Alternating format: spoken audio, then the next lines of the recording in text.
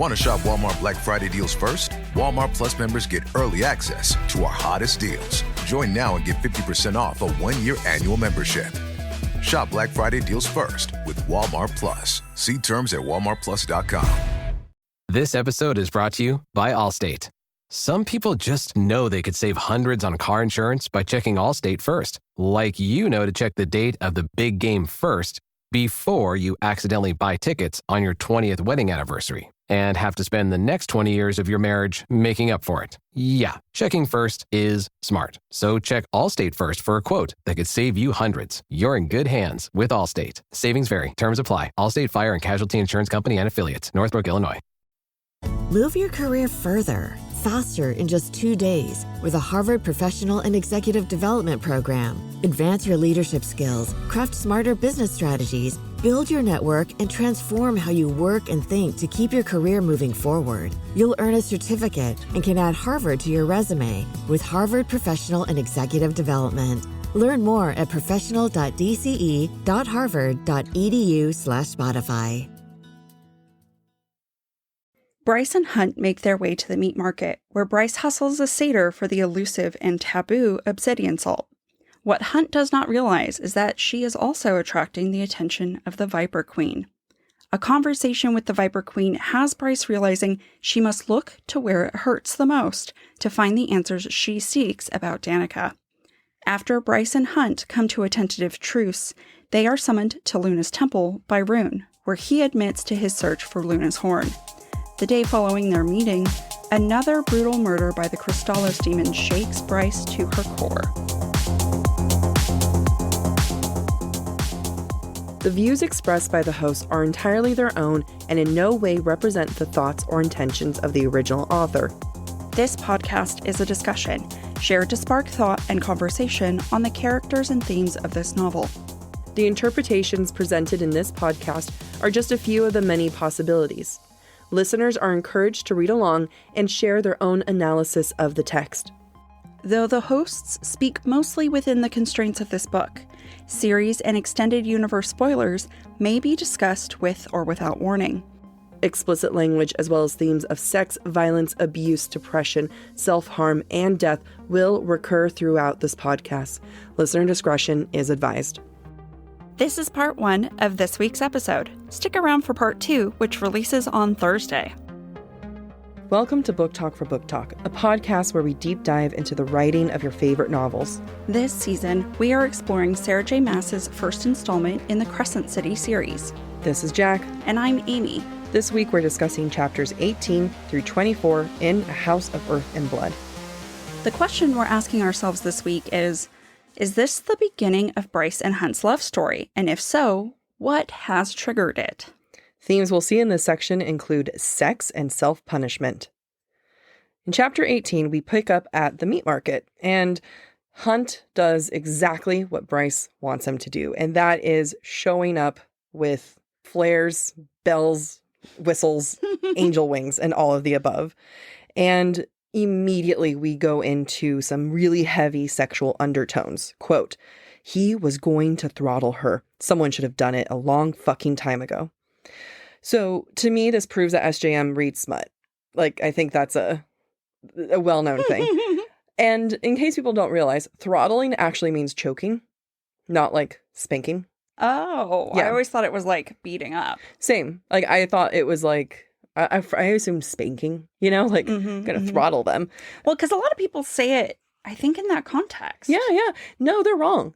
Oh. And I checked Merriam-Webster.com. Oh, wow. So the source of truth. I mean, if Merriam doesn't know, then who does? And this implies that, like, Bryce is in need of a good fuck. You know what I mean? Mm-hmm. And we're using sex as punishment. Like, if someone hasn't fucked her good, I'm going to have to fuck her good. And, A, yes. And B, he is introducing this power dynamic using sex. He's bringing that in. And it's funny because I'm going to say that he's not really the first one to do it. No, I'm going to say he is the first one to do it. Like, Bryce has kind of like used some of her feminine wilds, but this is the first time like sex has really been brought to the table. Mm-hmm. And even though Hunt is bringing this in, the concept of like who's in charge, Bryce is the one who's going to finish it. which is going to be fun. Bryce is always in charge. Like, the men just don't understand that. No. If there's anything that this section shows is like, this episode is like Bryce is in charge always.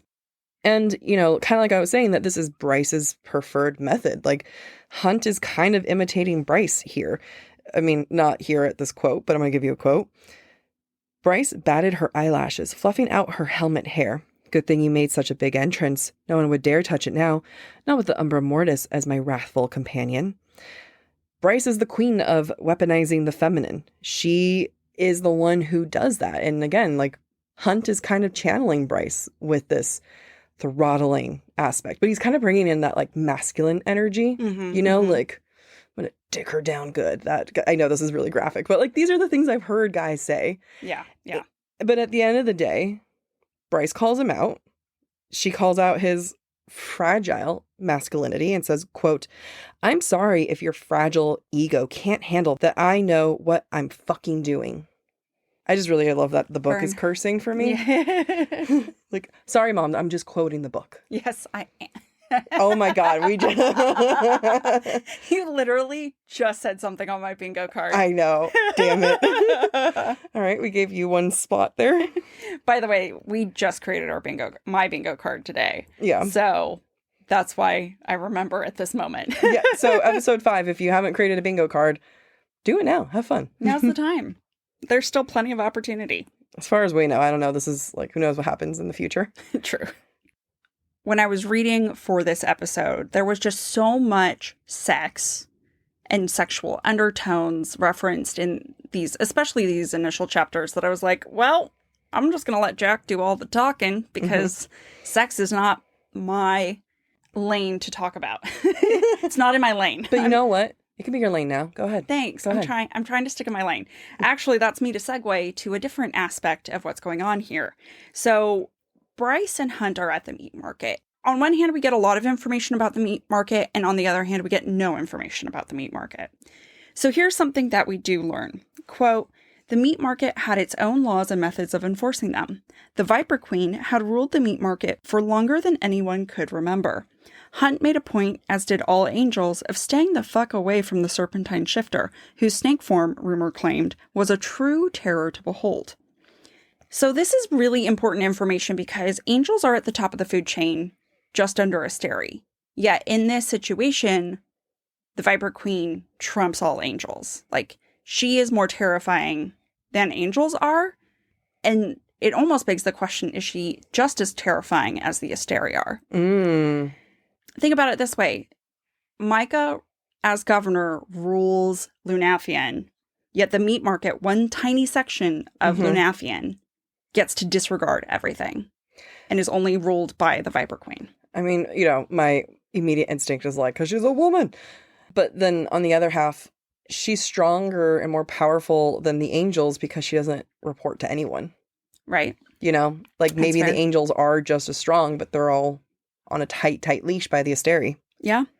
I also wanted to allude some of this to things that we've seen in different literature. So instantly, the Viper Queen makes me think of Medusa, right? In Greek mythology, that men are terrified of her because if you look into her eyes or the eyes of her snakes on her head, is that right? Some eyes, yeah. Someone's eyes, yeah. You turn to stone. It also made me think of the basilisk in Harry Potter. That same sort of terror and horrifying to behold. And again, you turn into stone when you look into the eyes of the basilisk. We'll go into it later because I know you're going to talk about Bryce's opals, like how she describes the thing, her scales as being opal. What I love is that this is from Hunt's perspective. And what we get from him is rumor has it, playing that he hasn't seen it. Yes. Versus Bryce later on is going to identify the actual shade and color. That's true. That is a great point, which I don't talk about, that Bryce knows exactly what the Viper Queen looks like where Hunt does not, which means Bryce is rolled around in the dirt. She's either heard talk to people or she's seen it herself. Right. We don't know which. Yeah. I want to go back to something you said. Right now we're in Hunt's point of view, and that's particularly important when we come up to the slogan Memento Mori, which we're going to see twice in this episode. Right now we see it in the context of the meat market, and I love it because It's SJM's signal for how slanted Hunt's perception is of the quote and therefore of life. So let me read this little quote from the chapter. Memento mori. It was meant to be an invitation for merriment, to seize each moment as if it were one's last, as if tomorrow were not guaranteed. Remember that you will die, and enjoy each pleasure the world has to offer. And none of this illegal shit will matter anyway. So who cares how many people suffer from your actions? Like, that's real pessimistic. I know. Hunt. Definitely, I don't think that was my interpretation of Memento Mori the first time I read it. Yeah, I mean, and this is a popular phrase that's been around for a long, long time. And it really is up to interpretation. Yeah. On how it's taken. Yes. It's like amor fati, which is the love of fate. That's a very common Latin phrase. And people interpret it differently based on their circumstances. Yep. And given Hunt's circumstances right now, he's a pessimist. He's extremely jaded. Yep. And honestly, it made me think of when we dissected Mist and Fury, Rhys's progression of how Rhys starts out a certain way in Mist and Fury, and throughout the book, he progresses based on the influence of Feyre. Yeah. I think we're going to see something similar here, where Hunt's point of view and perception of the world is a certain way, and it is changed because of his interactions with Bryce. Yeah. So I like that. Yeah, I think we're going to see that, maybe not in relation to the term memento mori, but we're going to see it in general. Yep. I also have to point out, of course, Hunt has to cast his bad attitude on Bryce's jacket, where she's actually wearing Danika's jacket with the quote, "Through love, all is possible." Quote, "Such a petty phrase was a fucking joke in a place like this." Hunt needs to go to therapy. Like, look, the first time I read this, I thought it was a stupid jacket too. Mm-hmm. But leave the girl alone, man. Like, leave Bryce, leave the woman alone. Let her have her jacket. Right. And it's funny because I think it's really important that we as a reader realize what jacket this is. Mm-hmm. Because Hunt mentions when she pulls up, she's wearing a black leather jacket, and we don't know what she's wearing. It's not until at this particular moment, we're like, holy crap, this is Danika's. So while he's dismissing it as a pretty frivolous, stupid thing, what it actually is Bryce channeling Danika, needing that strength, needing that reminder of this is what I'm doing. This is the energy, the badassery that I need at this moment. Right. So you have such a parallel of, and it's just like really good writing on SJM's part, where we have Hunt that's like, you're just stupid. And then us as a reader being like, holy crap, there's so much more to this meaning. And this is the first time we've seen her wear this jacket post-death. Right. Right. Also, ironic, we don't know at this point in the novel, but there's a clue inside the jacket. Yes. And Hunt just, he looks at it and is like, oh, this is feminine. Ew. Hunt, you're ew. Ew. We're still in Hunt's perspective, and as he's admiring Bryce's jacket, he also admires Bryce. Quote, "Bryce swept past, her swaying hair shining like the heart of a ruby." So rubies that symbolize passion and love. And then the heart of a ruby is supposed to be like the most deep, dark, vibrant part of the ruby. And he's seeing her as the heart of a ruby. Like, we're starting to get these little tiny changes of words and vocabulary of how they describe one another that are going to build up to, oh my God, you guys like each other. Oh. Like she's the heart of a ruby and stuff. But still calls her stupid. I'm glad you point that out, because it reminds me of the first episode where Bryce views Danika's hair as being colored amethyst, sapphire, and rose. Mm-hmm. And we're going to see it later in this episode. I don't think we talk about it, but she calls Danika's hair purple, blue, and pink. Yeah, yeah. There's a change there. And we're seeing that a very similar but opposite change in Hunt and how he views Bryce. And I want to suggest that maybe she is the heart of his ruby. Oh. It is. It also kind of has like a double entendre in a way, because like Hunt thinks that he almost sees the heart, like he knows her, he gets her, he sees the heart of her, but it's still so surface level. Right. Yeah, he truly does not understand her, and he's going to start to realize that later in this episode.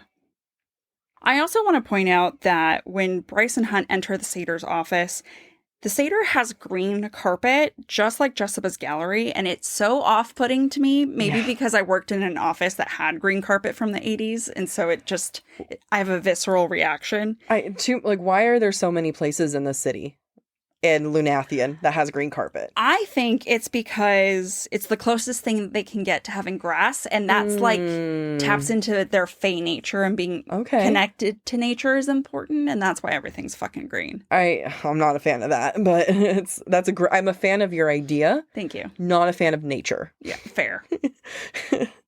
You also have the door of the satyr that's described as pea green. Some might argue the ugliest of the greens. Yeah. Right? It's a weird choice. And like you said, it's really off-putting to you're going into this saying hey, you're a pea green door. And I think you can go into so many reasons why it's pea green. I think it's supposed to imply off-putting, you described it, and also kind of greedy. Mm-hmm, mm-hmm. Green with envy also. Yeah. There's just a lot of it's not a good color. Yeah. He's not going to be a good guy. Yeah, I see that. Just like he's not a good guy, everything about the satyr's visual appearance is telling us and Hunt that this satyr is weak, he's small, he's kind of a push around. Hunt even observes that, quote, fear on the satyr's face, but not at Hunt's presence, he realized with a jolt. So this line can be interpreted in a couple of ways. On one hand, it's oh, why are you not afraid of me? Why are you afraid of her? But I like to think of jolt as, a jolt of surprise, a jolt of arousal. Erection. I think he's totally turned on by the fact that Bryce is scary. He was oh, you're scared of her? I want to watch this. Let me witness this. Later on, Hunt also observes of Bryce, quote, her amber eyes gleamed in feral amusement, no doubt from her fey side, a far cry from the party girl getting her nails done. I think this is attractive to Hunt based on what the narrative is telling us. It also makes her seem animalistic, otherworldly, which maybe justifies the fear that the satyr has. And again, I think it's just a turn on for Hunt. It's also the first time that's not directed at him. Mm-hmm. And it's kind of now, since this energy, this sassiness and everything isn't directed on him, he can see it as oh, wow, some people would be afraid of this. And she's not a bitch, she's hot, Yeah. He can really appreciate it. And because at this moment, she has this femme fatale attitude, and it's that attitude that, like we said, it's getting Hunt's socks in a rock. I don't know. That's not the same. It's hilarious to me because he's always been not put off, but curious that Bryce doesn't react to him. Mm-hmm. And he's annoyed when Bryce gives him attitude. Yeah. And we're kind of seeing an extreme version of that here, where he's oh, not only does she not care that I'm scary, she's actually scary to other people, which is odd. And she gives me attitude and it's annoying, but when she gives other people attitude, it's hot.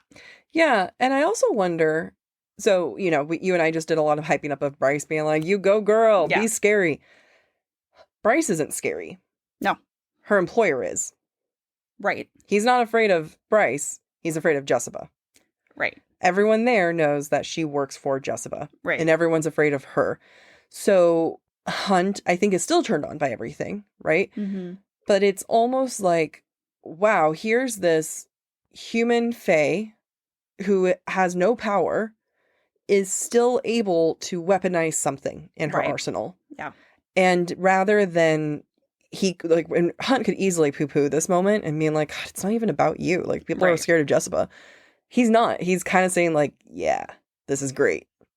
Right. Well, I think that's because I wonder to what extent it is because, Hunt is viewed as terrifying because of what Micah makes him do, but not because of Micah's power. It's his own power. Mm-hmm. And so I don't know that he's ever seen someone he views as weak be able to wield power. Yeah. And maybe in this moment he finds that intriguing. Yeah. Nice. Just a thought. I like it. When Bryce begins to negotiate with the satyr for the obsidian salt, she threatens Jessica on the satyr, which, as Jack just mentioned, is the true reason why the satyr is afraid. Hunt thinks he, quote, honestly couldn't tell if Quinlan was bluffing. Hunt had the creeping feeling that this assignment was either going to be a fuck ton of fun or a nightmare. And I think that just drives our point home. Yeah. I mean, his tune is changing real fast. Yeah. I do want to suggest in this moment, not only is Hunt intrigued by Bryce and her wielding of Jessica's power, I think he's starting to see that she's not just annoying, that she might actually be capable of challenging him. Hunt is not the most feared person in the room right now. Bryce is, because of the power that she wields. And she's such a good liar, Hunt can't even tell the difference. And I think that's thrilling for him. Like, oh, I'm good at telling when people are lying. Oh, I actually don't know if you're lying. I can't tell, but that's what makes me the hottest. Right. Could it become toxic? Sure. But is it hot? Yes. Yeah. You know what? It sounds like he would do wonders with Reese. Yeah, probably. Are you lying to me again, big boy? Hunt slowly strips. I'd pay to watch. I would too. Yeah. So I want to go a little bit more into this weaponizing the feminine and the way that Bryce knows that she has no physical power, right? She is a tool of Jessica, but she's able to weaponize what people know of her. She's this carefree party girl. She's just like super valley. You know, I can almost imagine her thriving here in LA. She's such a valley girl. She's such a valley girl. But like, she's not. But she is, you know. And so there she is on her phone texting. And then, well, they just being like, oh, here's a puppy. Isn't the puppy cute? And then even when the satyr is like, okay, fine. She's like, excuse me, I'm texting right now. Like, she's weaponizing what people would classify someone as a very weak woman. Mm-hmm.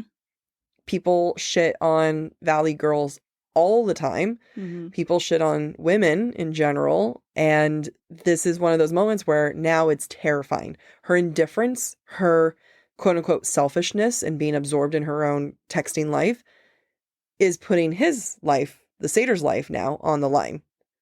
And it's like weaponizing the feminine. Mm-hmm. Mm-hmm. Love it.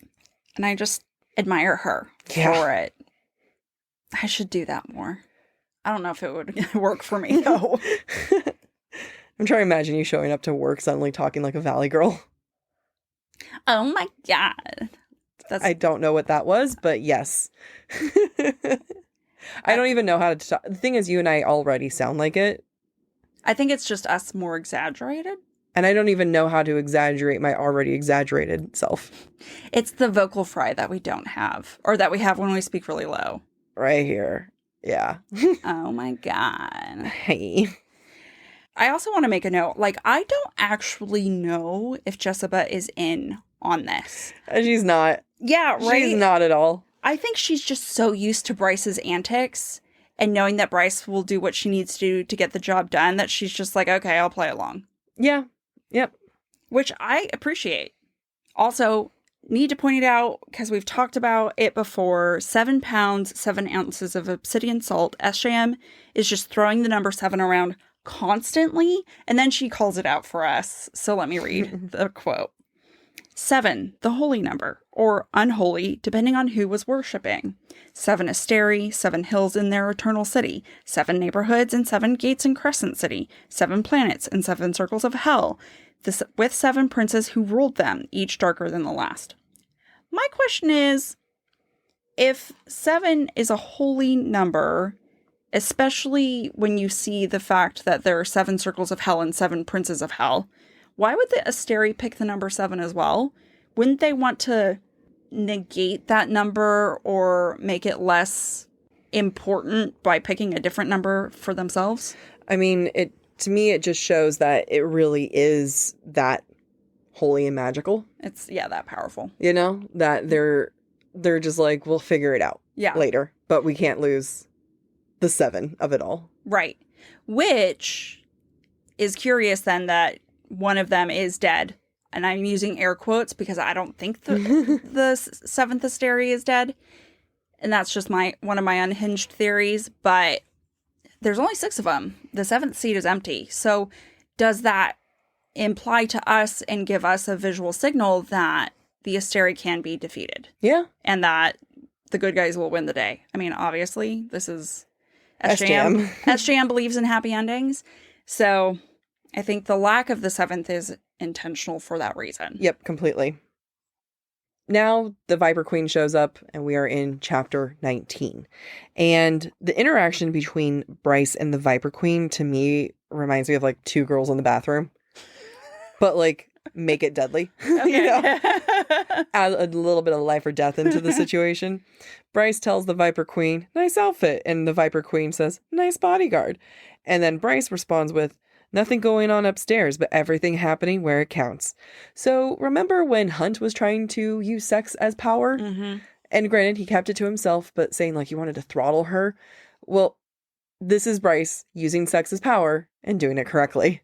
And exerting her dominance, which I love. She's just like pissed all over him, like essentially. Mine. Bryce is using sex as ownership. She owns him. Mm-hmm. That's her booty call. That's her bodyguard. Mm-hmm. And it's such a power move. She's claiming dominance and ownership in this hypothetical relationship. And it's such a man move. Yeah. You know, like I respect it so much. Also, like I would totally make this type of joke just to make someone feel uncomfortable. Mm-hmm. Of Mm-hmm. like, oh yeah, we're sleeping together. What? Yeah. And it just kind of like kicks Hunt back in his place. You know, like he is just a piece to be played. But it's kind of sad if you think about it. Like he's just always been a piece to be played. Yeah. And now this is Bryce doing the same thing to him. Oh, that just made me sad. Oh, you're right. Yeah. Yeah. Because even later on, the Viper Queen, I don't bring this up in my notes, but the Viper Queen says like, heard you're a good ride. Yeah. Well, how would she hear that? How many times how many times do we know for a fact that like Sandriel, his ex's sister? Yeah. Do we know if she sexually abused him? I don't know. I don't know that we know for sure. I wouldn't doubt it entirely. I wouldn't either. Because the way that she said, I heard you're a good ride. Mm-hmm. And Hunt has said that there hasn't been anyone for him but since Shahar. Which implies, if I'm putting a lot of pieces together, he's been abused. Yeah.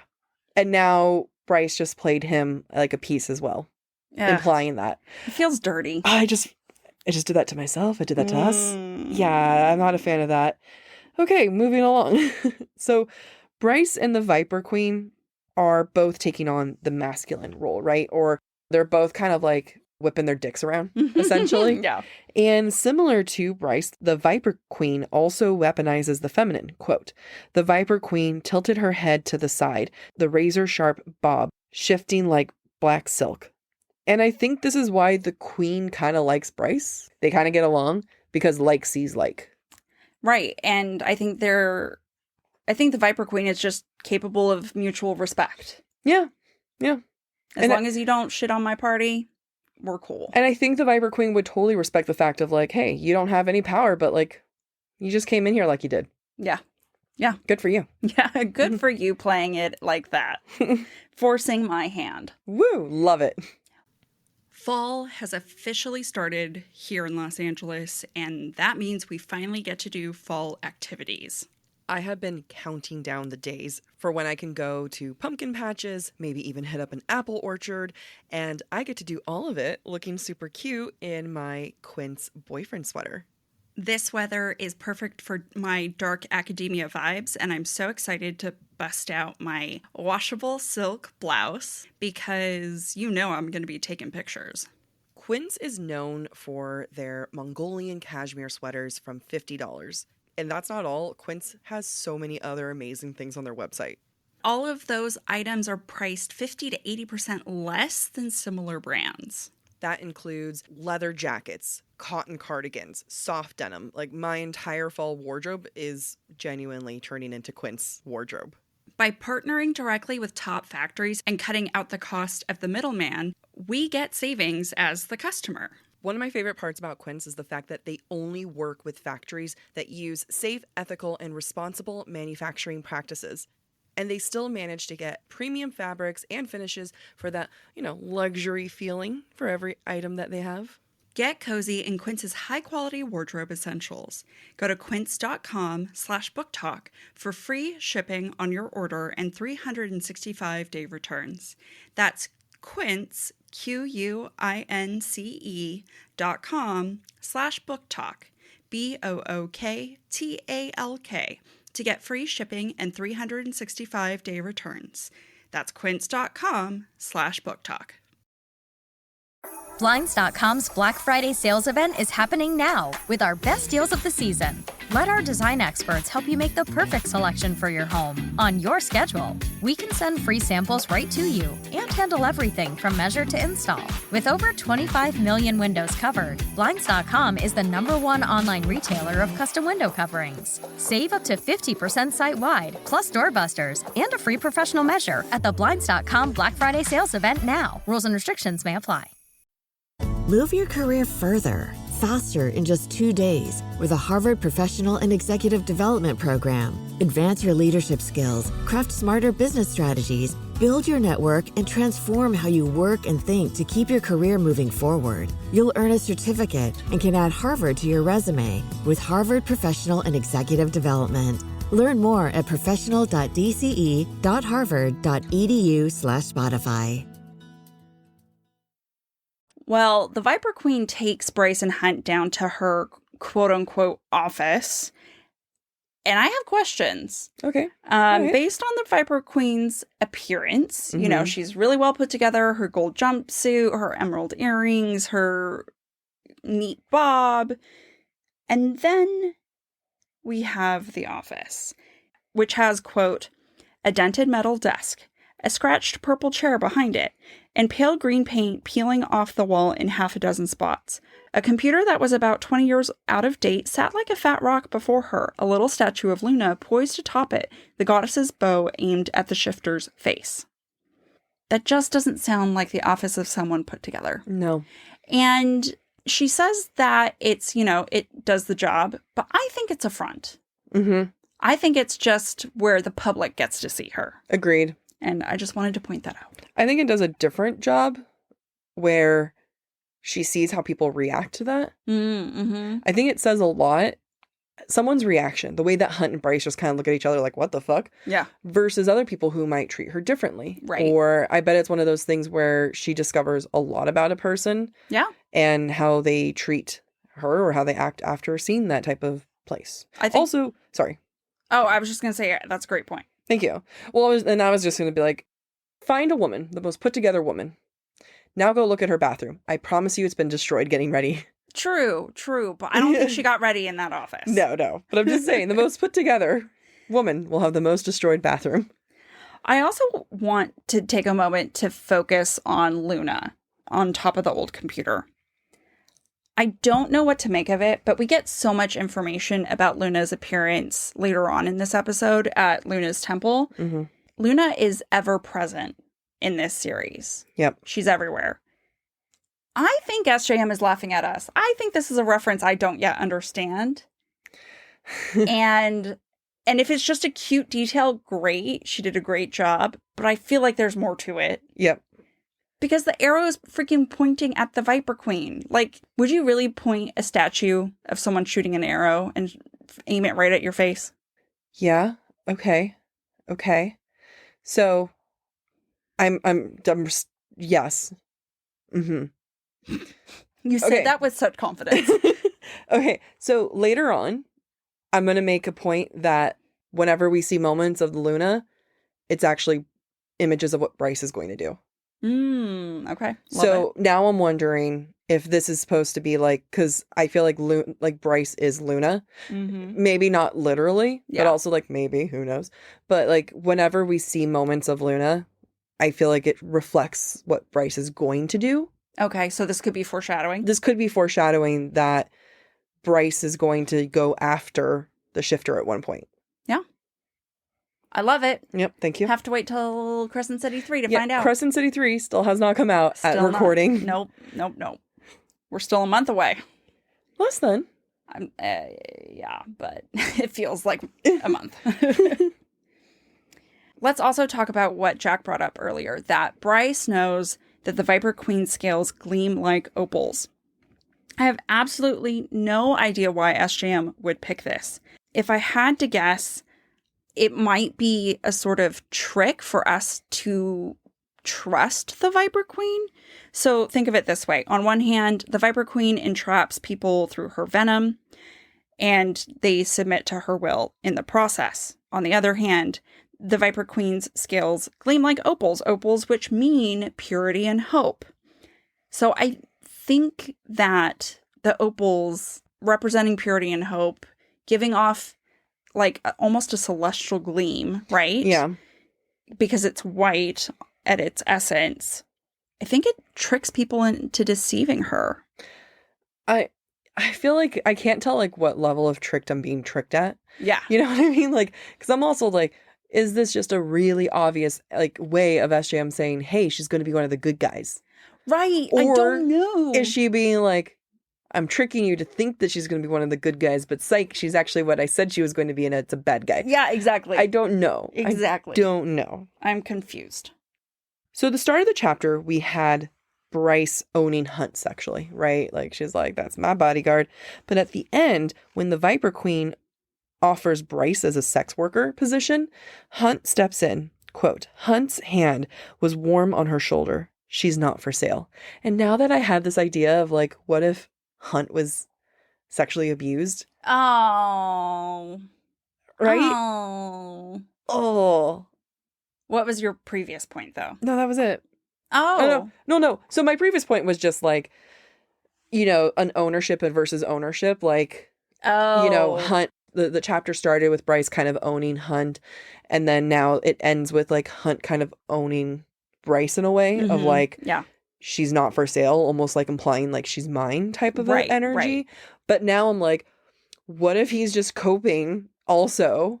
Yes, and coping with his own trauma Yeah. with everything. Oh. I also have a breadcrumb related to this quote. Okay.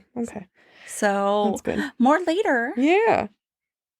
At the end of the chapter, we go back into Hunt's perspective, and we're reminded he still hasn't crossed Bryce and Jessica off his mental suspect list regarding the murders. And I just point that out because it's going to come up again later. You dumbass. Not you, obviously, but Hunt.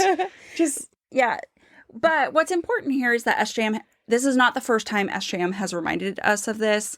She does it periodically so that when it becomes a point of contention, we're like, oh yeah, it's true. Mm-hmm. You're an asshole. Yeah. Yep. We then enter chapter 20, where we are reminded of Bryce's humanity. Bryce is nauseous when she thinks about Danika's last movements while alive. So what I mean by that is when she's trying to think about all the activities Danika did before she died.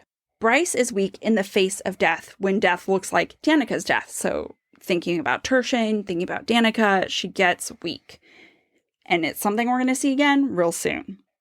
Another moment that reminds us of Bryce's humanity is when Bryce defends Lahaba against Jessica's critique. You know, because Jessica calls, she's like, tell Lahaba to work. Mm-hmm. Lahaba throws Bryce a, quote, grateful glance that cut right to the bone. And I don't think someone without a human heart would be able to feel what Bryce feels. She just feels so much empathy for Lahaba, even though she tries really hard not to. Yeah. Like, Bryce is just a good person. Yeah, she is. Also foreshadowing. Foreshadowing. This chapter is just sex. It's almost like we made it a theme. Oh, good for us. Good for us. Sex all around. And we already knew that Bryce was comfortable with sex, but like here she is showing us again. And I think it is important that we're seeing this from Bryce. And, you know, she's talking to Lahaba and she said, you know, Lahaba's like, bring in Athy. You know, she's all into, you know, Athalar. And then Bryce says, quote, I don't think the size difference between you and Athalar would work in the bedroom. You're barely big enough to wrap your arm around his dick. I mean, hilarious. And not only is she basically saying, like, you know, she's thinking about his dick, but, you know, like, just kind of, I don't want to say she's jealous of Lahaba, but she's definitely like, we're not going to indulge in this fantasy, you know? Yeah. And, you know, and then you have Bryce teasing Lahaba about watching the TV show, and she calls it Fangs and Bangs. And she even then you know, they're talking about, like, Lahaba's like, they're making love. It's not fairy porn. Like, it's a passionate show. And Bryce claims that Hunt wouldn't make love. Quote, he's the type to bend you over a desk and like, again, we have a couple of things happening here. We have Bryce thinking about Hunt in a sexual way. Mm-hmm. It's starting to change. Like, the night before or whenever that was, like at the meat market, she was, that was the night before. She was, she's like, he's got everything where it counts type of thing. And now here she is saying like, no, Hunt isn't this type of person. He would do it this way. But like, she also isn't giving him the heart either. Like, he's only the kind of guy who would go and fuck you. He wouldn't make love to you, which he would. Well, she's doing to him what he's been doing to her in some ways, right? Mm-hmm. Where Hunt is like, Bryce is just a party girl.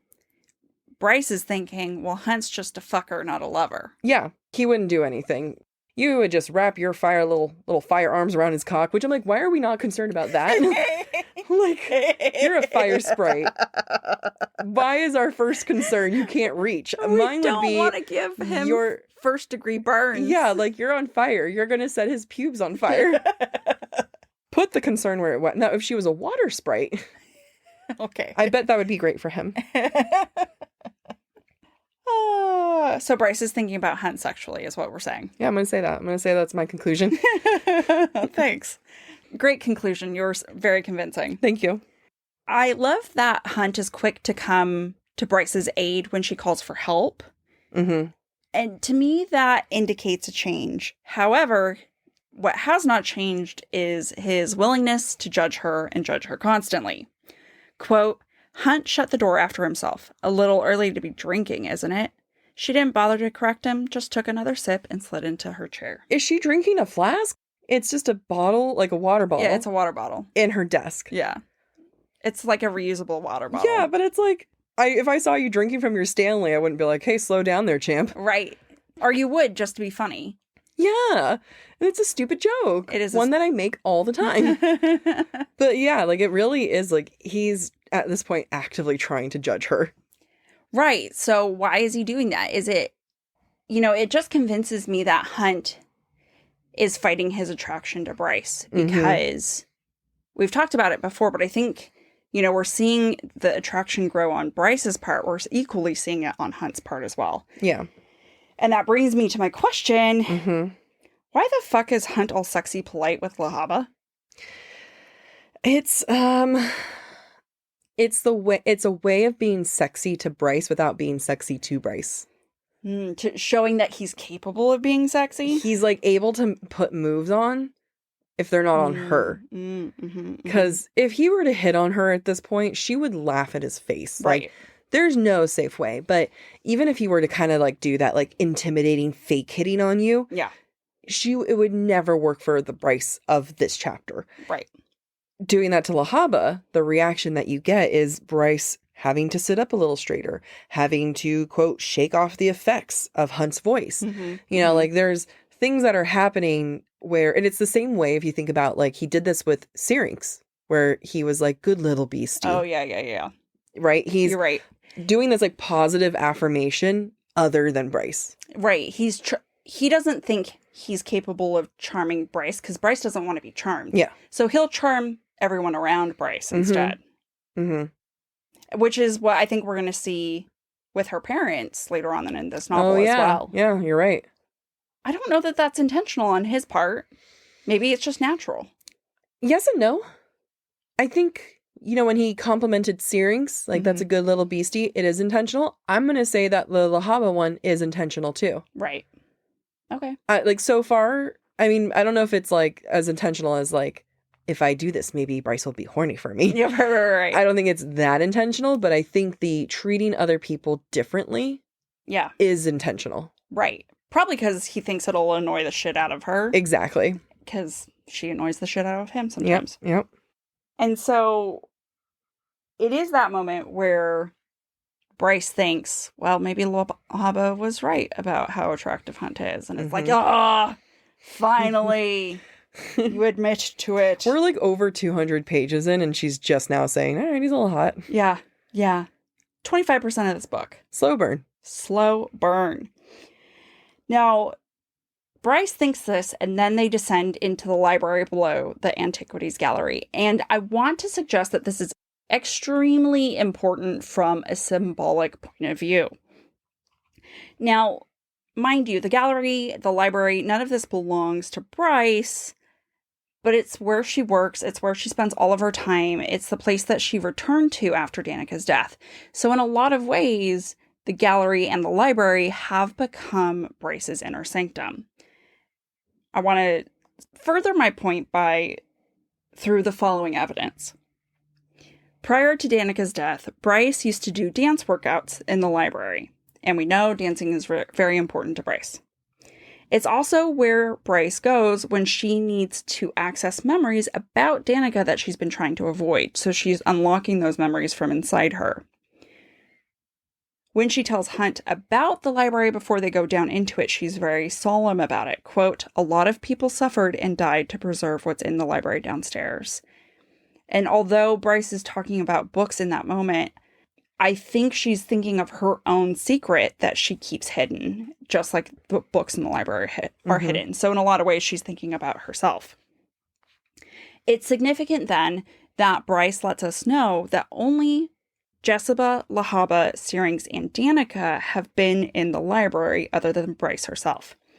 Jesiba and Lahaba are not necessarily Bryce's best friends, but they certainly know more about her than anyone else right now. They've seen her go through the grieving process with Danika. They were the ones that were like, get your ass here. They've seen the worst of her. They know her secret debt to Syrinx. Like, they just know more than anybody else right now. Mm-hmm. I think then it is therefore no coincidence that when Hunt enters for the first time, Bryce has not only admitted her attraction to Hunt, but it's also the moment when Bryce starts to open up to Hunt about truths she has been hiding. For example, I think we're going to talk about it. Hunt is going to find out about Syrinx's freedom. Bryce is going to admit to a few other things, and he's going to be shocked by those things. This is also when Bryce and Hunt realize they both have the same sense of humor, which is going to be more repetitive moving forward. In this moment, they both call Lahaba's show Fangs and Bangs. And that's a shared moment where they're like, huh, you called it that too. You know, they don't vocalize that, but it's a connection that they didn't realize that they had. And I just love this because for the first time, we're going to see Bryce call out Hunt for making assumptions about her. Mm-hmm. And it really signals a huge change in how they're going to approach each other. But it's done in such a safe way. Mm-hmm. Like, she's never like, screw you, man. You assumed that about me. Right, right. It's way more subtle. It's way more like, you're the one who assumed. Yeah, exactly. She's not there to fight in that safe little space. Right. She's not there to be combative about the fact that, like, you made assumptions about me. You're in the wrong. She's just like, well, it is what it is. Yeah, you assumed. So if you had the wrong perception, that's on you, not on me, sir. Mm-hmm.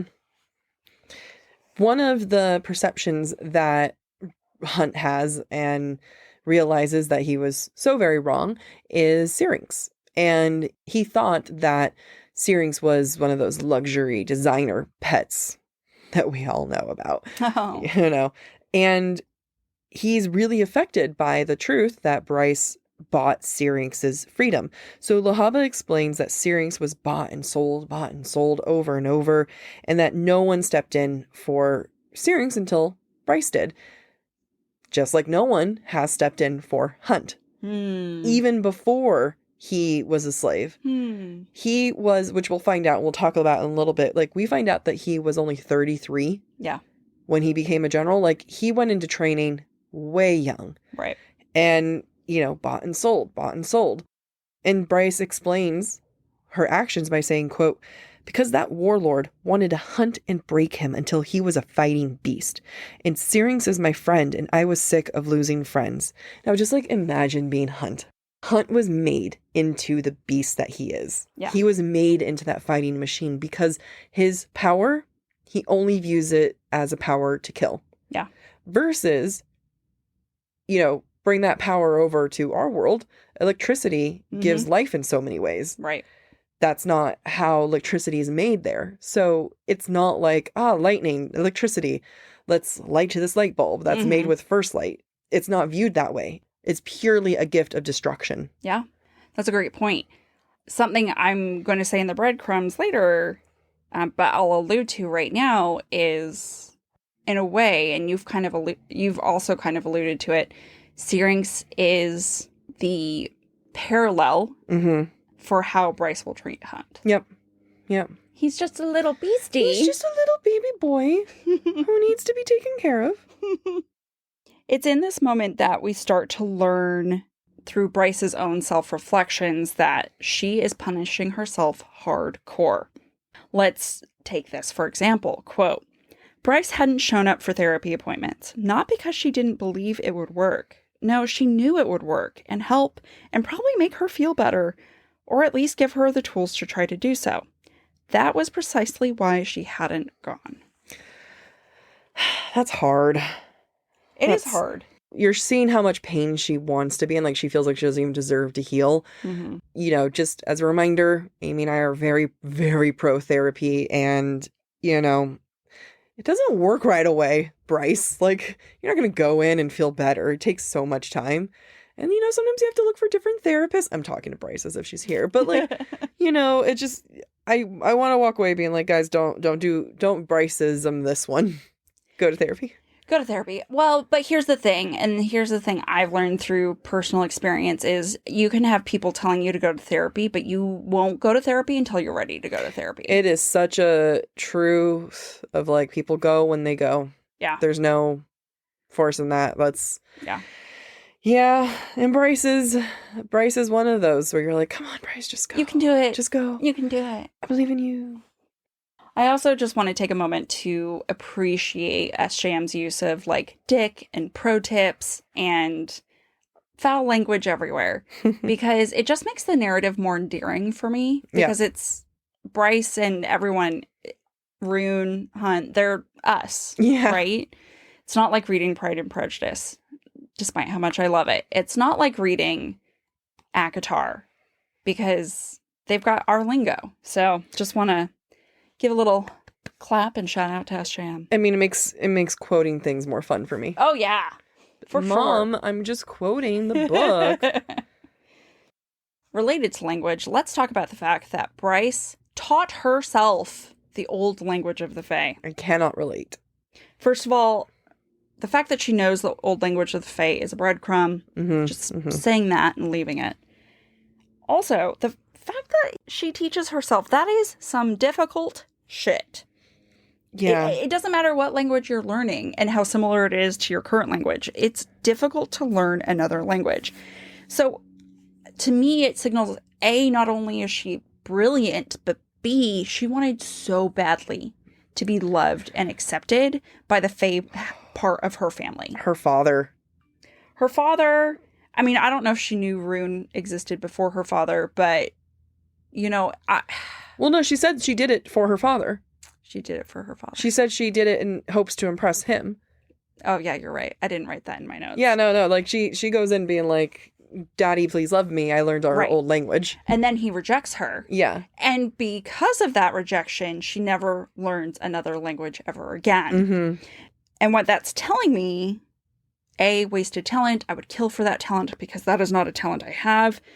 But no wonder why Bryce comes off as rebellious in all forms of her life, because the one time it mattered to her to be accepted and loved by someone, she was rejected. So to ever want to put in the effort to comply or fall in line faces the risk of rejection. So why not just be rebellious? Because then you don't have to worry about rejection. Yep. And it really explains a lot about her personality. She needed to go to therapy before Danika died. Oh, yeah. Yeah. Yeah. I mean, yeah. and for both of them, I think they were rebellious as a tool to cope with their parent issues. Danika had her mommy issues. Right. Bryce had her daddy issues. Right. It's a form of power for them, power over their parents, because their parents had so much control over their emotions. Also, I have to acknowledge, although I'm sure it's too late, in episode 1 or 2, I said Danika got a job for Bryce with Jessica, and it's actually Fury. So I'm just going to acknowledge my error. Just be prepared for the emails that we'll probably get between the release of that episode and this episode. I know. So why is Bryce different than SJM's other female leads? And we've talked about that a lot. Mm-hmm. We've talked about her being older than Feyre and Aelin. And we've talked about her just kind of being more mature. And even though, like, we just kind of harped on her for not going to therapy, but I will give Bryce some props where it's due. She read self-help books. She got the aromatherapy. Techniques. Yeah, like, there's a bunch of things that she did, looked for help elsewhere. Mm-hmm. So I want to give her, some credit there. But what speaks absolute volumes of why Bryce is different than Feyre and Aelin is that she asks Hunt for help. Yeah. And... oh, you're so right. It's actually hurting me how... You okay there? Yeah, it's just so... I'm just so frustrated at how bad Feyre and Aelin are at asking for help. Did they ever? I don't know. And Bryce asks for help less than 24 hours of realizing that she needs it. Yeah. And she's prepared to be made fun of. She's prepared for that. But she's still going to put herself out there. Mm-hmm. And... what I also appreciate about this is that it wasn't built up to be some kind of like impossible task. Mm-hmm. She was nervous. Yeah. She's concerned, being like, I hope he doesn't make fun of me for this. But it wasn't, you didn't get pages and pages and pages of being like, I need to ask Hunt. She says, I need to ask Hunt. And then she does on like the next page. Yeah.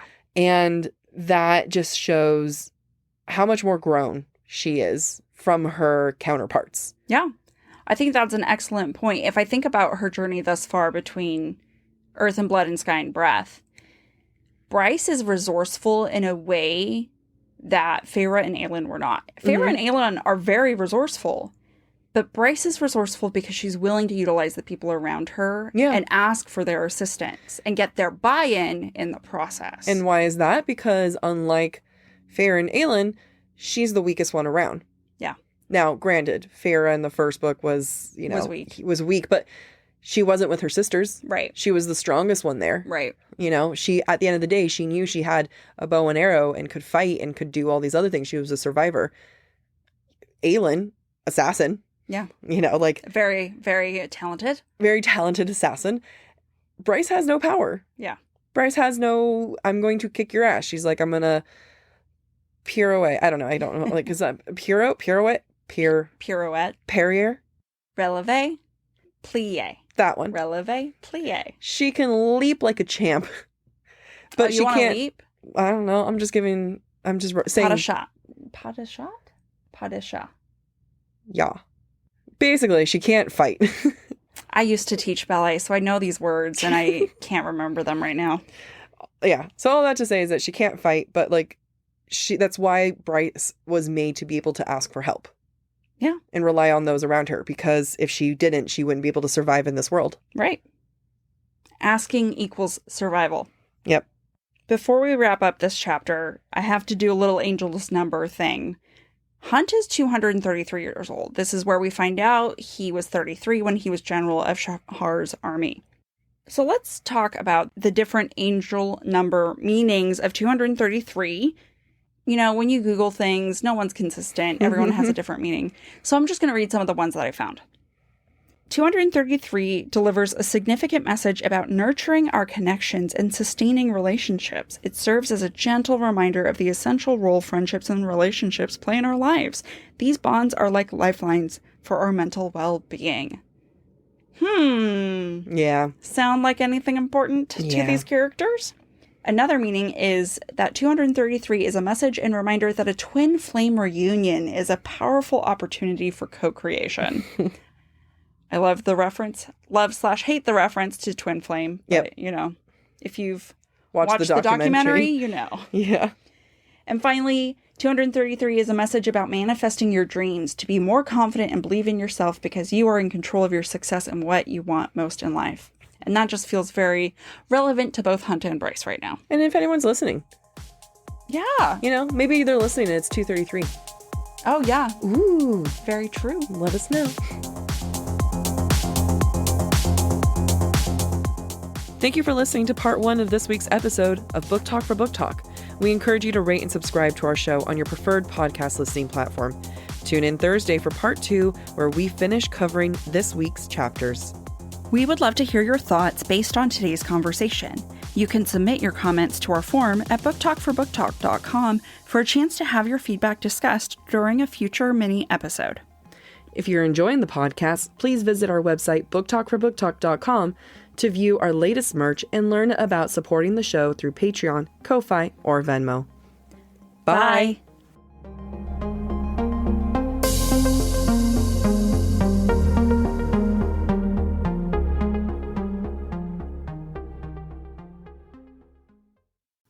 Fall has officially started here in Los Angeles, and that means we finally get to do fall activities. I have been counting down the days for when I can go to pumpkin patches, maybe even hit up an apple orchard, and I get to do all of it looking super cute in my Quince boyfriend sweater. This weather is perfect for my dark academia vibes, and I'm so excited to bust out my washable silk blouse because you know I'm going to be taking pictures. Quince is known for their Mongolian cashmere sweaters from $50. And that's not all. Quince has so many other amazing things on their website. All of those items are priced 50 to 80% less than similar brands.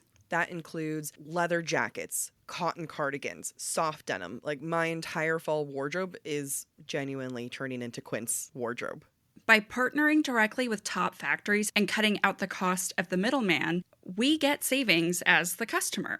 One of my favorite parts about Quince is the fact that they only work with factories that use safe, ethical, and responsible manufacturing practices. And they still manage to get premium fabrics and finishes for that, luxury feeling for every item that they have. Get cozy in Quince's high-quality wardrobe essentials. Go to quince.com/booktalk for free shipping on your order and 365-day returns. That's Quince, QUINCE.com/booktalk, BOOKTALK, to get free shipping and 365-day returns. That's quince.com/booktalk.